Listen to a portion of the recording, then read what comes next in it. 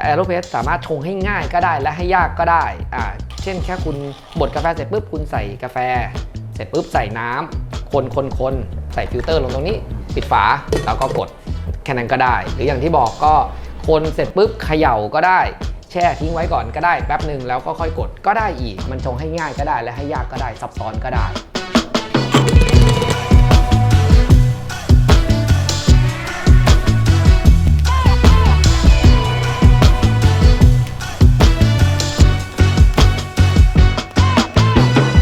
ด้วยความที่เขากินเข้มมาทั้งชีวิตเนาะจะไปบอกอยู่ดีๆบอกว่าพี่กาแฟต้องเปรี้ยวสิ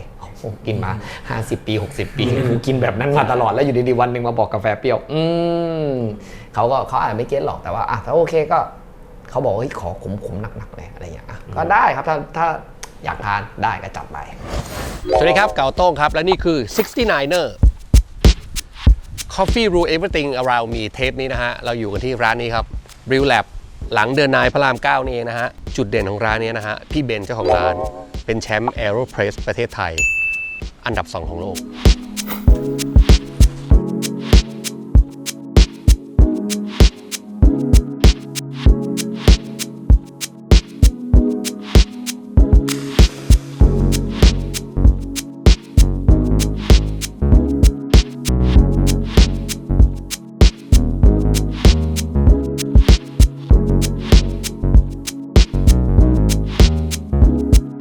จากเคมาชีวะครับเป็น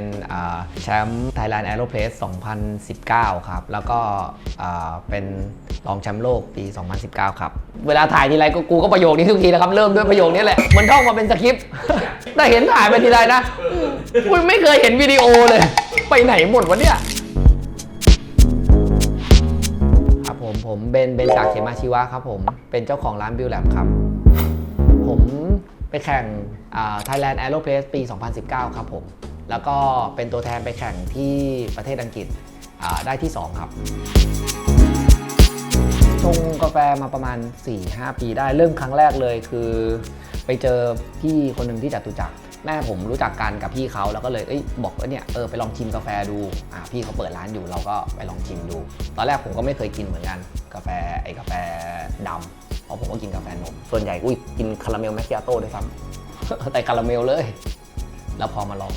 เชี่ยมันไม่ได้มีรสชาติเดียวละแม่งมีเปรี้ยวมีหวานมีอะไรก็ไม่รู้อยู่ในนั้นเต็มเลยเชี่ยแม่งเจ๋งว่ะมีรสชาติต่างๆแล้วพอลองอีกครั้งหนึ่งเม็ดตัวเดียวกันแม่งก็เสือกไม่เหมือนเดิมอีกเชี่ยแม่งเจ๋งว่ะมันไม่ใช่เริ่มแค่อยากรู้ว่ากินยังไงละมันเริ่มอยากรู้ว่ามันทำได้ยังไงวะชงยังไงทำไมมันถึงมีแบบกาแฟตัวนึงมันแบบอร่อยทั้งเปรี้ยวก็ได้หวานก็ได้มันน่าสนใจมากเลยเริ่มจากตรงนั้นแล้วก็เริ่มหัดชงมาเรื่อยๆผมจำได้เลยว่าเป็นเม็ดไทยเนี่ยแหละเลอตอโกจังหวัดตากถ้าเอาตอนผมจบใหม่ๆเลยผมจบบัญชีมาผมทำบัญชีมาก่อน5 ปีไม่ได้เกี่ยวอะไรกับกาแฟเลยครับทำบัญชีอยู่5 ปีจากนั้นไปทำแนวศึกษาต่อต่างประเทศหลังจากนั้นก็ทำฟรีแลนซ์ถ่ายภาพถ่ายวิดีโออยู่บ้างแล้วก็เสาร์อาทิตย์มันว่างก็เลยลองทำกาแฟดูแล้วก็ลองไปเรียนกับพี่เขานั่นนู่นนี่แล้วไปช่วยงานที่จตุจักรแล้วก็แบบเลื่อยเปื่อยมาจนถึงทุกวันนี้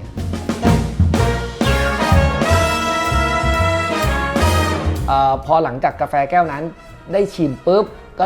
เลยคุยกับพี่เขาเราก็ไปช่วยพี่เขาที่จตุจักรแล้วก็เรียนรู้ทำกาแฟคุยกับลูกค้านั่นนู่นนี่ไปด้วยมันก็ได้ฝึกไปด้วยเลยตอนนั้นนะครับแล้วก็จริงๆพอเข้ามาทำกาแฟสักพักนึงจะเริ่มรู้ว่างานกาแฟมันก็มีงานแข่งซึ่งแบบถ้าเราเป็นคนกินทั่วไปเราจะไม่รู้เลยนะว่าแบบมันกาแฟมันมีงานแข่งกันด้วยเหรอวะแข่งอะไรกันอะไรอย่างเงี้ยพอเข้ามาอยู่ตรงนี้ปุ๊บมันก็รู้ว่าอ๋อมันมีงานแข่งนะเราก็พอชงมาสักพักนึง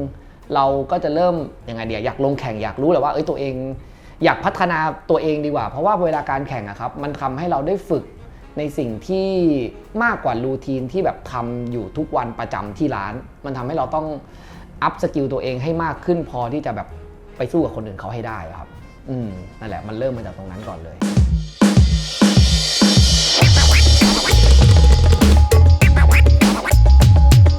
คนก็มาเห็นกระ บอกนี้บางคนไม่รู้ว่ามันเป็นอุปกรณ์ชงกาแฟด้วยซ้ำอะไรอย่างเงี้ยผมว่า AeroPress มันเป็นอุปกรณ์ที่มีเสน่ห์นะมันสามารถชงให้ง่ายก็ได้คือคุณแค่ใส่กาแฟ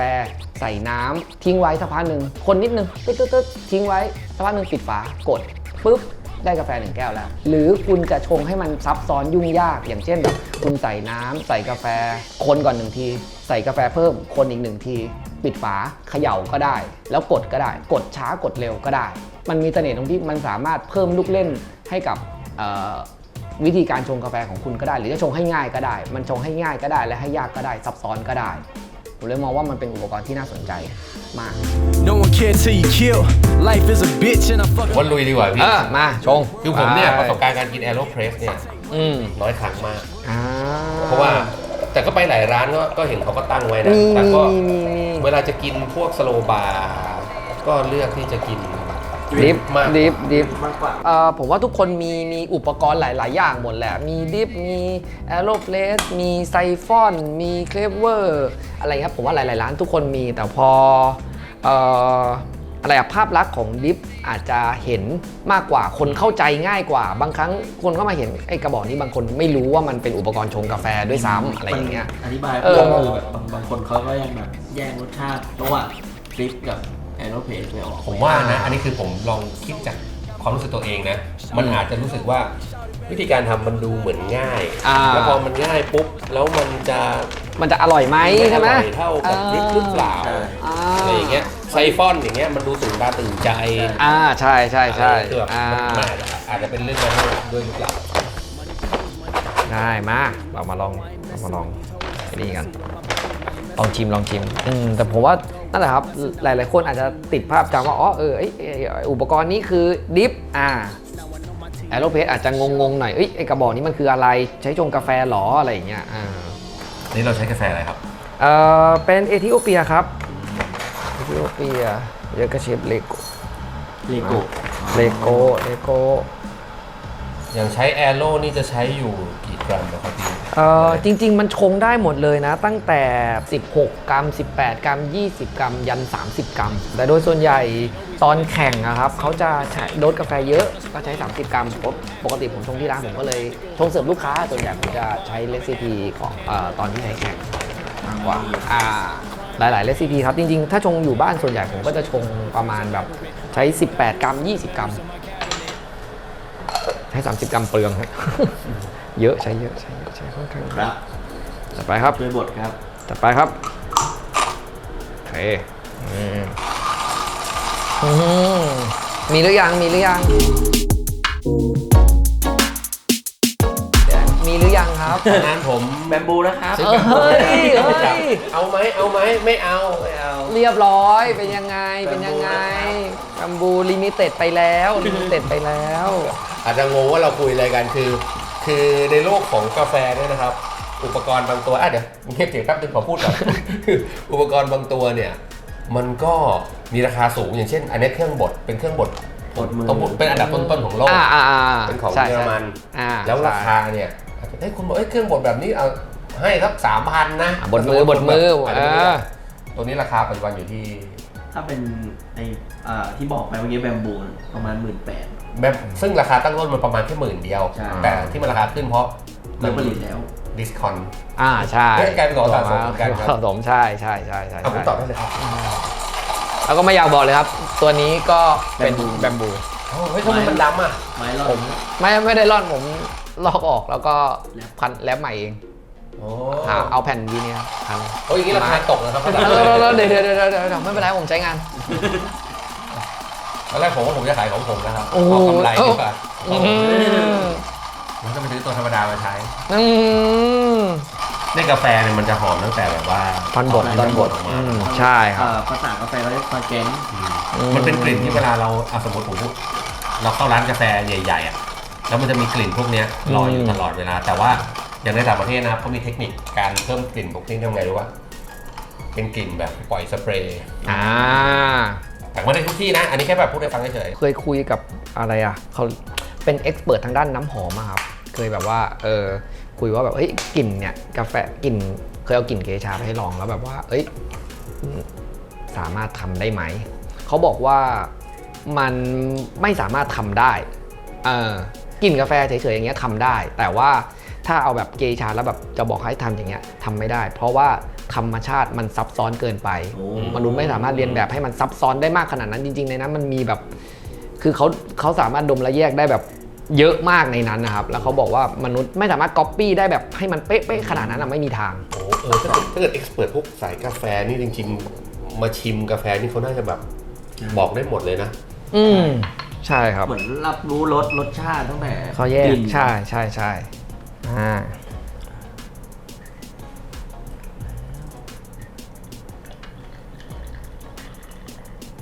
ไม่ต้องท่องคาถาเลยใช่จงอร่อย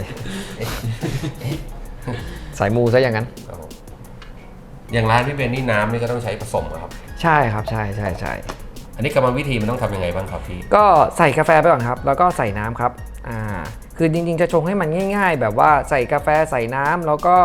เนี่ยครับใส่น้ำลงไปปุ๊บเสร็จแล้วก็ทิ้งไว้ครบจนถึงเวลาที่เราอยากกดออกเมื่อไหร่ก็กดออกนั่นคือชงให้ง่ายแต่ผมชงอาจจะชงให้มันซับซ้อนขึ้นนิดนึงโอเคก็ชงเสร็จก็คน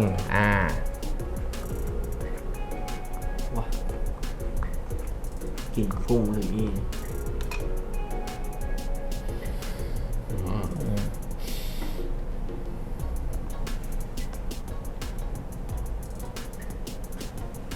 สังเกตว่าเขาจะไม่คุยกับใคร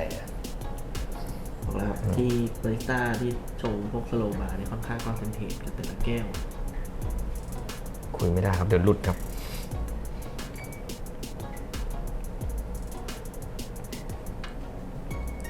คือวิธีการผมมันอาจจะซับซ้อนนะครับคืออย่างที่บอกครับแอโรเพสสามารถชงให้แบบง่ายก็ได้ให้ซับซ้อนแบบนี้ก็ได้ทั้งคนทั้งเขย่า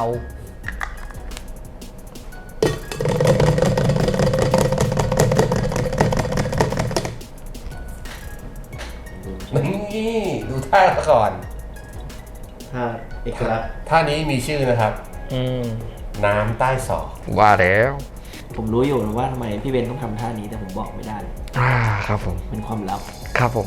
เป็นเรื่องดีๆใช่ไหมครับ กลัวเลยโอ้โหพอบอกไม่ได้กลัวเลยเป็นเรื่องดีๆใช่ไหมครับเรื่องดีเป็นเรื่องราวดีๆที่อยากแบ่งปันทุกอย่างมีเหตุผลครับผม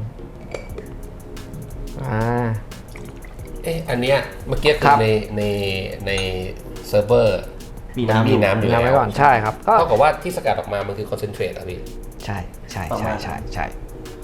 โดยส่วนใหญ่เวลาชงแอโรเพสอะครับมันจะมี 2 วิธีก็คือใส่น้ำเต็มไปเลยปื๊ดแล้วก็กดสกัดออกมาทีเดียวกับอีกแบบหนึ่งก็คือชงเฉพาะหัวแล้วก็ใส่น้ำเพิ่มทีหลังโดยส่วนใหญ่ตอนเวลาที่เขาใช้แข่งส่วนใหญ่เขาจะอย่างเงี้ยครับโดสกาแฟเยอะบดหยาบเทมต่ำแล้วก็ใช้ชงกดออกมาเสร็จปุ๊บแล้วก็ใส่น้ำเพิ่มชงออกมาเป็นหัวเขาสกัดแค่เฉพาะหัวออกมาชง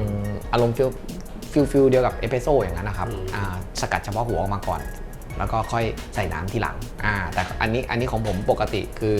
ผมจะใส่น้ำไอตัวที่จะใส่ที่ปกติเขาใส่กันทีหลังครับผมใส่ไว้ก่อนแล้วก็กดออกมาเลยแล้วก็เพราะว่าผมเคยชงตัวนี้แล้วมันต้องเคยชงแล้วครับเพราะว่าความยากของวิธีนี้อย่างหนึ่งก็คือถ้าพลาดแล้วมันพลาดเลยถ้าคุณใส่น้ำเกินปุ๊บมันบางแล้วมันบางเลยมันแก้ไม่ได้ต้องระวังนิดนึงอย่างนี้วิธีการเลือกใช้ในแต่ละแบบว่าอย่างที่พี่บอกว่าเอาสกัดแค่หัวหรือ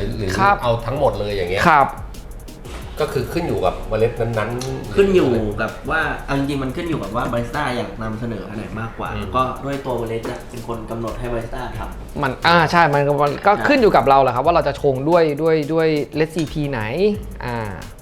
อันนี้นะถ้าสมมติถ้าพูดเป็นภาษาง่ายๆก็มันคืออเมริกาโน่ใช่คล้ายๆอเมริกาโน่แต่ส่วนใหญ่ผมจะไม่ค่อยบอกผมจะแยกกันระหว่างเป็นดิฟกับเป็นอเมริกาโน่เนาะแต่ถ้าลูกค้าไม่ได้ทานดิฟเป็นปกติส่วนใหญ่ผมก็จะบอกว่ามันคล้ายๆอเมริกาโน่ครับมันก็เป็นกาแฟดำเหมือนกันแต่แค่อเมริกาโน่มันคือช็อตแล้วก็ใส่น้ำเพิ่มอย่างนั้นมากกว่า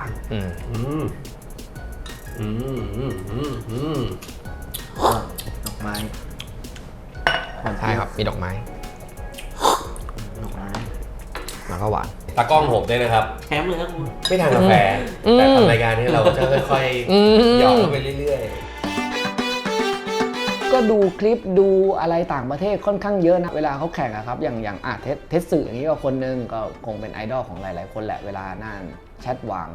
คือส่วนใหญ่ก็จะเป็นพวกแบบต่างชาติที่แข่งบรูเวอร์ทั้งหลายเงี้ยครับผมก็ดูเขาในกรุงเทพมีร้านกาแฟเยอะมากครับแต่ถ้าพูดถึงพวกลิฟทั้งหลายก็แกลเลอรี่ลิฟก็เป็นร้านกาแฟที่ผมว่าหลายๆคนก็น่าจะคิดถึงพูดถึงเรื่องแบบว่าสโลบาร์เนาะต้องบอกว่าร้านผมก็เป็นร้านกาแฟหนึ่งที่ผมอยากให้ทำให้มันเป็นแบบนั้นคืออยากให้มันเป็นคอมมูนิตี้เล็กๆที่แบบว่าหลายๆคนมาเพื่อเอนจอยกาแฟกันมันไม่ได้แค่ว่าคุณต้องชิมกาแฟเก่งหรือว่าคุณต้องเอ็กซ์เพิร์ททางด้านกาแฟขนาดนั้นคือแบบคนธรรมดาก็ได้หรือคนที่มีความรู้หรือคนเพิ่งเริ่มต้นหรืออะไรก็ได้มาที่ร้านกาแฟแล้วก็ชิมกาแฟตัวหนึ่งแล้วเราพูดคุยกันคือผมรู้แหละว่าทุกร้านอ่ะเขามีสปีดบาร์และสโลบาร์เขามีทั้งสองอย่างแหละแต่โดยส่วนใหญ่สโลบาร์ผมว่าส่วนหนึ่งคือคนยังไม่ค่อยนิยมด้วยแหละเขาก็เลยไม่ค่อยจะได้เสิร์ฟกันเท่าไหร่ผมว่าทุกร้านมีนะแล้วผมว่าเจ้าของร้านหรือบาริสต้าผมว่าเขาอยากทำกันด้วยแต่ว่าด้วยความที่พอมีเครื่องเอสเปรสโซ่เนาะพอเข้ามาในร้านเขาเห็นก็เขาส่วนใหญ่ก็จะสั่งเครื่องกันซะมากกว่าแต่ว่าเดี๋ยวนี้พอมันเริ่มแพร่หลายมากขึ้นก็สโลบาร์ก็เริ่มมันก็เริ่มนิยมซึ่งตอนนั้นก็พอเราอินกับสโลบาร์ตอนนั้นก็เลยอยากทำร้านที่เป็นแบบสโลบาร์ล้วนเลยลองไม่มีเครื่องเลยดีกว่าดูว่ามันเป็นยังไงบ้างอย่างเงี้ยก็หลักๆเลยน่าจะมาจากคอนเซปต์ของกาแฟก่อนเป็นหลักแล้วก็พอตอนนั้นไปเจอบ้านพอดีคุณรู้จักแหละเขาทำไอ้เป็นบ้านน็อกดาวน์อยู่แล้วมันมันไม่ค่อยเหมือนที่อื่นในตอนนั้นนะเนาะว่าแบบว่าทุกร้านส่วนใหญ่ก็จะโล่งๆรอบๆขาวๆดำๆอะไรเงี้ยเป็นสีแบบโทนเดียวอะไรเงี้ยเราก็เป็นไม้ก็ดีไม่เหมือนกับคนอื่นเขาดีก็รู้สึกว่ามันเป็นเอกลักษณ์อะไรอย่างหนึ่งอะไรเงี้ยก็บอกว่าช่วงแรกๆเนี่ยเสิร์ฟแต่กาแฟดำใช่ครับจริงๆตอนแรกสุดเลยอ่ะไม่มีอะไรเลยมีแต่กาแฟดิบล้วนๆเลยใช่แม้กระทั่งโกโก้ชาเขียวตอนแรกก็ไม่มีนะแล้วก็เพิ่งมีโกโก้เข้ามาแล้วก็มีชาเขียวมาด้วยก็เริ่มขึ้นมาเรื่อยๆแล้วก็ไม่มีกาแฟนมอยู่ดีที่เพิ่มมาเนี่ยคือเพราะว่ามีลูกค้าที่เข้ามาแล้วยังไม่กินกาแฟดำส่วนใหญ่คนที่กินกาแฟดำจะ1คนแล้วก็เขาจะมากันเป็นคู่หรือว่ามากกว่า1คนขึ้นไปแหละแล้วคนนึงสั่งคนนึงเป็นตัวลากมาแหละมาผมอยากมาร้านนี้นั่นนู่นนี่แล้วคนที่มาด้วยกันเนี้ยไม่ทานอยากทานอย่างอื่นไม่ทานกาแฟก็มีโกโก้ชาเขียวให้ลองแต่ว่าผมก็พยายามบอกนะว่าลองทานกาแฟดูไหมให้ลองชิมนิดนึงดูก่อนว่าแบบชอบไหมไม่ชอบไม่เป็นไรแต่อยากให้ลองดูก่อนแต่ถ้าแบบรู้สึกว่ามันขมอยากให้ลองกาแฟดำดูอย่างร้านผมก็จะมีพื้นที่หน้าบาร์นิดนึงแล้วก็จะมีเป็นเก้าอี้หลายๆตัวนั่งอยู่ในร้านแล้วก็ทุกคนสามารถคุยกันได้หมดในทุกๆเรื่องแบบว่าคนรู้จักกันหรือไม่รู้จักกันก็สามารถคุยในเรื่องเดียวกันก็คือเรื่องกาแฟด้วยกันได้อะไรอย่างเงี้ยครับนั่นแหละคือสิ่งที่ผมอยากทำแล้วก็อยากให้เป็นในร้านแบบนั้นมันดูสนุกกว่าครับแสดงว่าเป็นร้านที่แบบว่าอยากให้ ลูกค้าถามมานั่งคุยใช่อยากคุยกับลูกค้ามาสื่อสารกันเยอะๆใช่พี่ไม่ใช่แบบพวก Grab and Go ซื้อใช่ด้วยความที่มันเป็นสโลบาร์ด้วยแหละครับเวลาในการชงมันก็ใช้นิดนึงเนาะระหว่างรอเรามีการคุยแลกเปลี่ยนอะไรกันนิดนึงอยากให้บรรยากาศร้านมันเป็นแบบนั้นอยู่แล้วเพราะว่าเนี่ยเหตุผลที่บาร์ร้านนี้แค่เนี้ยเคยถามพี่เบนแล้วว่าทำไมต้องเอาบาร์แค่นี้เองเล็กจังใช่เพราะว่าต้องการให้ลูกค้ากับคนชงได้คุยกันใกล้ๆกันใช่เพราะว่าไม่งั้นถ้าห่างไปบางทีลูกค้าเขาไม่กล้าแบบมาถามมาเล่นอะไรเงี้ยถูกเพราะว่าตอนชงบาริสต้าทุกคนที่นี่แต่ค่อนข้างคอนเซนเทรตที่กาแฟ1แก้วนี้มากเลยใช่แต่นี่ก็เป็นอย่างหนึ่งพี่ตอนผมเริ่มหัดดื่มกาแฟเหมือนกันเนี่ยตอนนั้นเป็นร้านรูทที่เอกมัยเขาจะเรียกว่าเป็นโปรโตไทป์การทดลองเป็นยุคแรกๆของร้านเลยอะไรอย่างเงี้ยก็ทุกครั้งที่ไปที่ผมก็พยายามที่จะไปนั่งหน้าบาร์เพราะเราอยากคุยกับบาริสต้าเพราะจำได้ว่าคนไปนั่งหัวนึงเขาก็ถามเราเยอะมากเลยเราก็มันทำให้การดื่มเรามันสนุกขึ้นเพราะมันเขาสอนเราไปด้วยในตัวมันก็เลยแบบเนี่ยมันคือทำให้เรารู้สึกว่าการดื่มกาแฟมันสนุกมากกว่าที่แบบนี้นะจริงครับจริงครับแล้วก็จริงๆแล้วบาริสต้าถามว่าสอนทางลูกค้าเดียวไหมจริงๆก็บาริสต้าเองก็ได้อะไรจากลูกค้าเยอะนะเขาก็จะไป หานั่นนู่นนี่มาเพื่อมาถามเราเหมือนกัน เราก็ได้เฮ้ยมันมีแบบนี้ด้วยเหรอวะเฮ้ยจริงเหรอไปเจอที่ไหนมานั่นนู่นนี่มันเหมือนแลกเปลี่ยนกันมากกว่าผมว่าเนี่ยแหละครับความสนุกของกาแฟมันอยู่ตรงนี้ อารมณ์เหมือนแบบการกินแต่ละแก้วอะต่อให้บาริสต้าบอกว่าแก้วนี้มันมีองุ่นอะแต่ว่าประสบการณ์การกินของลูกค้ามันไม่เหมือนกันในทั้งชีวิตในที่กินข้าวกินอะไรหรืออะไรเงี้ยเขาบอกอาจจะไม่ใช่องุ่นก็ได้แต่ ผมอาจจะดื่มแล้วไม่เจอ ไม่เจอ ที่บอกว่ามีองุ่นวะกินไม่เจอเลยวะอันนี้มันเป็นเรื่องประสบการณ์กับ ใช่จริงๆมันแบบประกอบด้วยหลาย ๆ อย่างมากๆก็แล้วแต่ แต่ไม่ได้ผิดถูกไหมว่า ถูกครับ ดื่มมันทำไมไม่เจอวะใช่มันทำให้กาแฟแก้วนั้นมันดูสนุกขึ้นนะครับเราก็ไม่ต้องเฮ้ยต้องเจอแบบนี้สิไม่ใช่มันก็แล้วแต่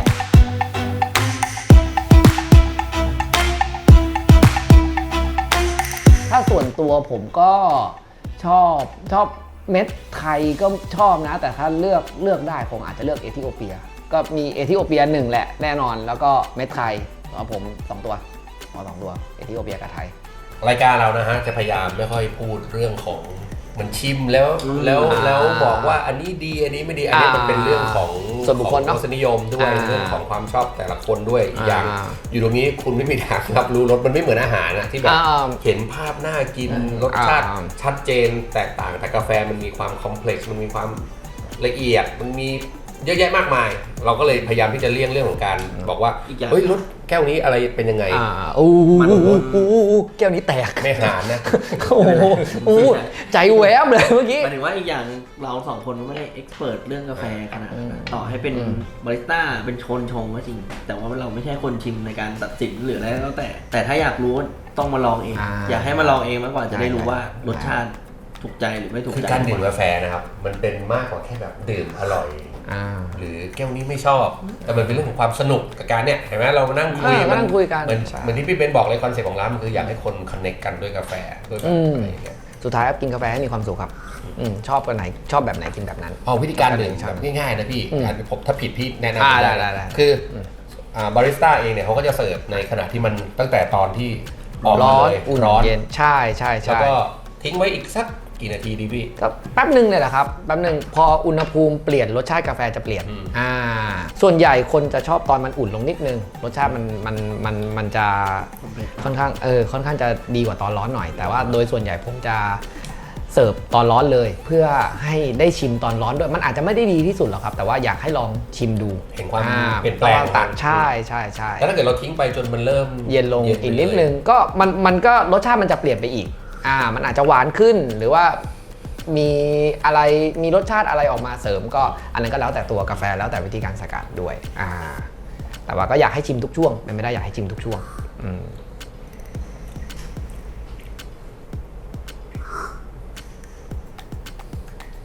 ไอ้คำว่าหวานเจี๊ยบในกาแฟเนี่ยนะครับคุณอย่าไปเปรียบเทียบกับแบบคุณกินแบบน้ำตาลมันไม่ได้หวานขนาดนั้นเป็นประมาณว่าให้คิดซะว่าความหวานในกาแฟเหมือนความหวานในผลไม้มากกว่า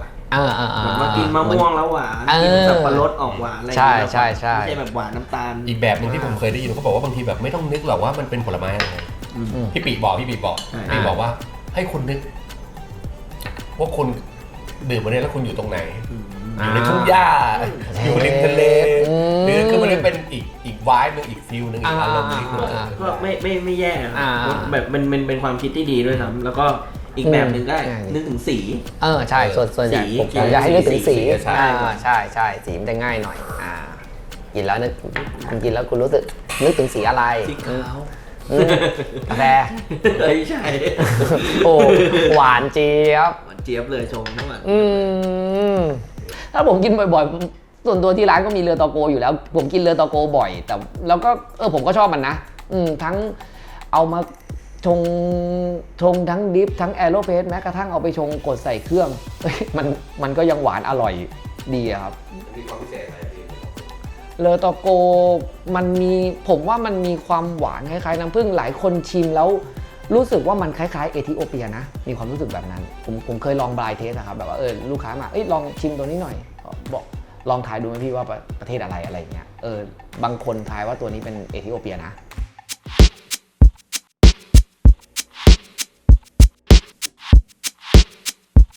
ผมว่าบาริสต้าทุกร้านเขาพร้อมจะแนะนำคุณอยู่แล้วแหละว่าแบบเรามีกาแฟอะไรบ้างแล้วกาแฟตัวไหนมีรสชาติประมาณไหนอันนี้ผมจะพูดในมุมของเป็นกาแฟดำแล้วกันเนาะเพราะว่ากาแฟแฟนซีแต่ละร้านอาจจะมีไม่เหมือนกันนั่นนู่นนี่ทุกคนอาจจะเคยลองหมดแล้วว่าแล้วแต่ซิกเนเจอร์ร้านทุกคนเขาแต่ละร้านเขาพรีเซนต์อยู่แล้วแหละทีนี้ผมจะพูดในมุมของกาแฟดำว่ามันมีรสชาติต่างกันนั่นนู่นนี่คุณลอง